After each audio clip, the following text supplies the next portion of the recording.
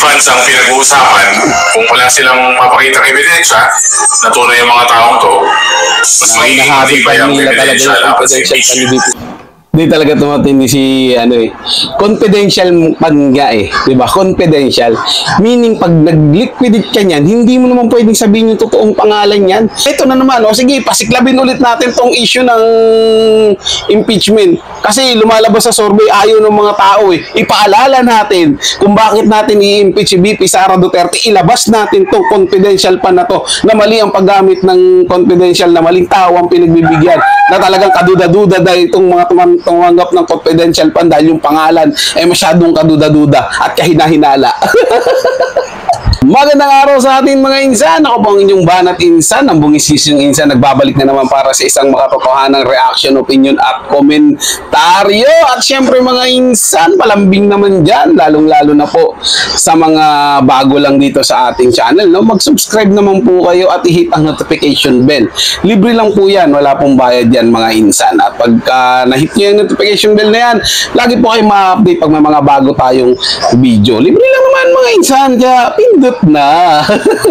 At syempre mga insan, huwag nyo kalimutan na i-follow ang ating Facebook page at TikTok. Ayan yung QR dyan, isang scan lang yan, mararekta na kayo sa ating Facebook page at TikTok. Syempre wala din pong bayad ang mag-subscribe at mag-follow dyan mga insan. Libreng-libre lang po yan at panigurado po kung magugustuhan nyo rin yung mga video na nilalabas natin sa ating mga Facebook page at dyan sa ating TikTok. So yun na mga insan, atin itong pag-usapan, yung panibagong banat na naman ni Paulo Ortega. Representative Paulo Ortega. Insan, talagang may matinding banat to kay ito yung masugid talaga na consistent na kanyang pag-atake kay VP Sara Duterte. So, kung ano to mga insan, sige, wag na natin patagalin to. Bigyan na kaagad natin ng reaction ng mga pinagagawa nito. At marami tayong gagawin sa araw na to. Funds ang pinag-uusapan, kung wala silang mapakitang ebidensya na tunay yung mga taong to, mas magiging matibay ang ebidensya laban sa impeachment. Tatlong araw na lang ang nalalabing ipipresenta sa Senado ng House Prosecution Panel ang 7 articles of impeachment laban kay Vice President Sara Duterte. Ngunit bago ito, nadagdagan pa ang inihayag ni House Deputy Majority Leader La Union 1st District Representative Paulo Ortega na umano'y bugos o questionabling recipients ng confidential funds ng pangalawang Pangulo. May mga apelyido ang mga itong katulad ng mga kilalang personalidad gaya ng Beth Revilla, Janice Marie Revilla, Diane Mabel Lapid, John Lapid, Clarice Ontiveros, Christine Applegate Estrada at Dennis Tanya Escudero. Bukod dito, may ilan pang recipient na ang apelyido ay kapangalan ng isang cafe restaurant at kongresista. Kapag sunod-sunod ang mga kahina-hinalang pangalan mula chichiri hanggang Senado, mukhang nagplano lang talaga na itago at kung saan napunta ang pera ng taong bayan. Bago ito, naging kontrobersyal ang pangalang Mary Grace Piatos na isa rin sa umayo recipients ng confidential funds ni VP Duterte. Di talaga tumatindi si confidential pan nga di ba? Confidential. Meaning pag nag-liquidate ka niyan, hindi mo naman pwedeng sabihin yung totoong pangalan niyan. Dahil sinabi naman ni VP Sara Duterte kung saan ginamit yung pera na yan. Yan yung ginamit nila para habulin yung mga taong nagre-recruit ng estudyante. Di ba? Sa mga campus para gawing rebelde, gawing NPA. Hindi mo naman pwedeng ilagay yung totoong pangalan yun dahil babalikan nila yun. Yun kasi hinahabol ng mga to Para mabalikan nila. Di ba mga insan? Questionable daw yung ganun. Confidential na. Naaayon naman sa batas dahil nasusulat din naman yan. Di ba? Mas illegal pa nga yung gagawin ni VP Sara Duterte pag pinangalanan niya yung mga taong tumutulong sa kanilang ahensya. Kahit naman ang presidente o kahit dun sa ating sandatahang Pilipinas, meron niya silang mga confidential fund.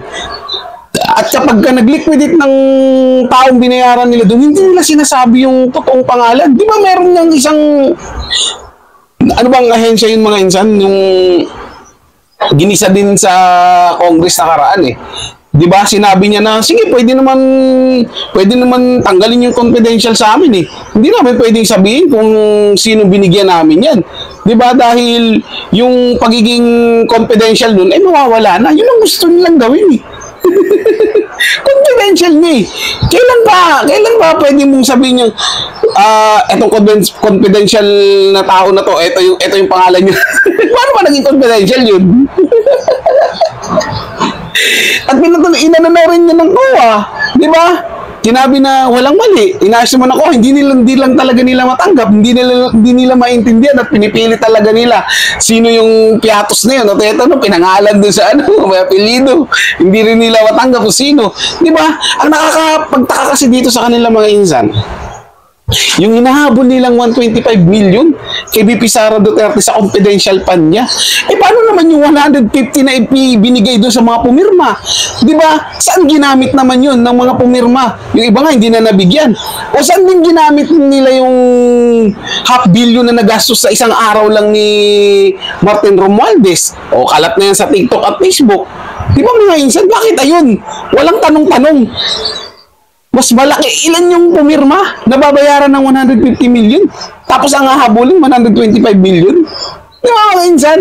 Ayun dapat ang imbestigahan eh. Bakit magbabayad kayo ng 150 kada isang taong pipirma na maghahabol naman kayo ng 125 million? Oh, so ano connect dun? Diba? So malinaw ng mga insan para sa ating mga ordinaryong Pilipino, lalo na sa akin. Diba? Malinaw para sa akin na ang laki ng binabayad nyo sa maliit na hahabulin nyo, ibig sabihin, maninira lang yan sa taong hinahabulan nyo ng confidential fund. Na parang may gusto lang talaga kayong palabasin. Na para lang mahuli kung sino yung tumutulong sa mga Duterte para mapahina yung mga makakaliwang grupo. O, di ba mga insan? Ganun lang yun eh. Ganun lang kasimple para sa akin yun. Ay, bahala kayo kung ano yung pagkaintindi nyo. Ay ako, aminado naman ako hindi matalino. Sa abot lang ang aking kakayahan. Hindi ako kagaya ng ibang mga tao dyan, lalo ng mga politiko na nagpipiling matalino. Kahit na malino yung pinagagawa nila sa harapan ng mga tao, talagang nila yan, ilalaban nila yan. Huwag lang silang masabihan na sila. Ang questionabling recipients na kapaloob sa Article 2 ng impeachment complaint o ang aligasyong pagsira sa tiwala ng publiko at graft and corruption laban sa Vice Presidente. Dahil ito sa umano'y maling paggamit at paglustay ng confidential funds ng Office of the Vice President at Department of Education. Ayon sa isang miyembro ng House Prosecution Panel, asahan pa ang mga bagong ebidensya at testigong ipepresenta nila sa impeachment trial. Sa Hulyo, inaasahang mag-umpisa ang paglilitis sa Vice Presidente. Marami talagang magkaalaman. Marami ang bala yan sila BP Sara na ipaliwanag ang mga questionabling pangalan sa mga resibo na nagtatanggap ng confidential funds at ibinihit na hindi nito alam kung ano ang ginawa ng Kamara sa mga ebidensya laban sa kanya. Rosalie Cruz, UNTV News and Rescue. Diyos ang aming sandi. Diba? Mga insan, talagang yun ang inano nila binilita ulit nilang ganyan yan para ma-repress na naman yung mga tao. Kasi siyempre, palpak na naman yung ginagawa ng gobyerno doon sa sinabi na pakikipag-ayos. Tapos, hindi naman makatotohanan.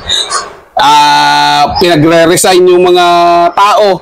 Tapos, retain naman din pala. Tapos, iniikot-ikot lang. Diba?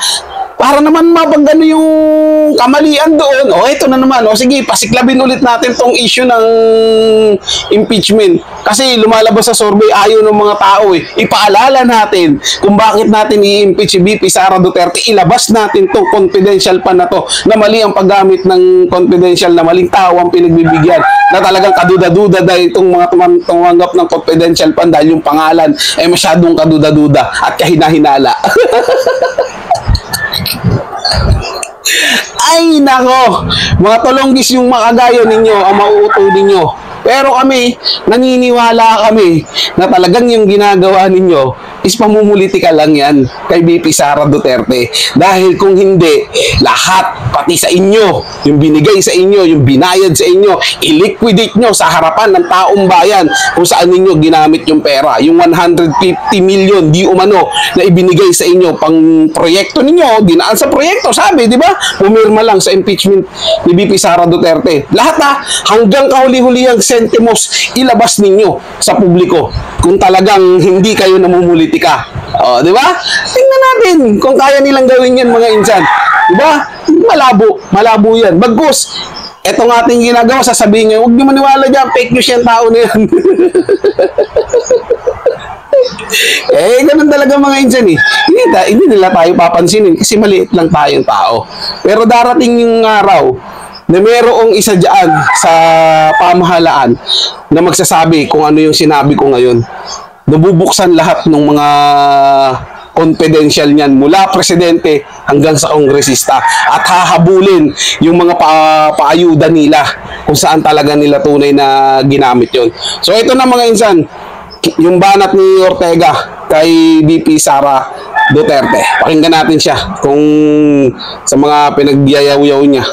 Rosalie, ano ang detalye sa pinakahuling resulta ng SWS survey kaugnay ng pananaw ng publiko kaya nila ginawa yung ganun dapat maging prioridad ni VP Sara Duterte? Bakit nila nilabas ulit yung mga ganun mga... lumabas sa May 2025 survey ng Social Weather Station, so SWS, ang ilang isyong nais ng mayorya ng mga Pilipinong matuunan ni Vice President Sara Duterte pagkatapos na ng May 2025 midterm elections. Sa panayam sa 1,800 respondents sa buong bansa noong May 2 hanggang 6, 2025, 74% ang nagsasabing dapat makipagtulungan si VP Sara para unahin ang mga pangailangan ng bansa. 68% naman ang nagsasabing dapat harapin ito ang kaso ng impeachment, sagutin ang mga paratang ng korupsyon at linisin ang kanyang pangalan. 61% naman ang naniniwalang dapat ituon ng Vice Presidente ang oras nito sa pagpapatupad ng sariling plataforma at polisiya. Samantalang 59% ang nagpahayag na dapat magpatuloy si VP Sara sa tungkulin bilang pangalawang pangulo at iwasan ang pamumulitika. Kaya giit ni House Deputy Majority Leader La Union 1st District Representative Paulo Ortega, malinaw ang mensahe ng survey. Harapin dapat ang kaso, tumigil sa pamumulitika at makipagtulungan ang Vice Presidente para sa ikabubuti ng bansa. Dagdag pa nito, kung may layunin si VP Sara na makabubuti, ay ipakita ito sa gawa at hindi sa mga pagbatikos. Wala pang pahayag ang kampo ni VP Sara kaugnay ng mga isyong ito. Insan sabi ni Ortega, magtrabaho na lang daw at kaysa dun sa tawag nitong mag-intriga or magtuligsa. Diba? Sino ba umunan yan? Diba? Kayong umunan yan eh. Tinulugsahan nyo ng tinuligsa. Pinulitikan nyo ng pinulitika si VP Sara hanggang ngayon. Diba? At talagang gusto naman ni VP Sara na ituloy yan eh. Gusto niya ng bloodbath, ituloy nyo yan. Dahil magkakaalaman talaga kayo doon sa mga pinagsasabi ninyo. Lalabas at lalabas talaga para ipahiya talaga kayo ni VP Sara Duterte diyan sa mga pinagagawa ninyo. Ngayon pa na nakaipon siya ng maraming ebidensya doon sa ginagawa ninyo laban sa kanya, matatakot siya. Kitang-kita naman kung paano ninyo minanipula lahat. Diba? Tapos sasabihin nito ni Ortega, itigil ng pamumulitika. No, hindi namumulitika si VP Sara Duterte. Kayo ang namumulitika sa kanya. Diba? Dahil nga, ang taas ng trust rating ni VP Sara Duterte, lalong-lalo na si Tatay Digong Duterte, ano ginawa ninyo? Pinainit na naman ninyo yung usapin diyan dun sa confidential pan niya. Ilalabas nyo na naman na merong kahina-hinala. Diba mga insan? Ganyan sila eh. So yun lang mga insan, maraming salamat sa inyong panonood at syempre huwag nyo kalimutan na mag-subscribe dito sa ating channel at hit ang notification bell para ma-update po kayo pag may mga bagong video tayo. Maraming salamat po at ingat po kayo palagi.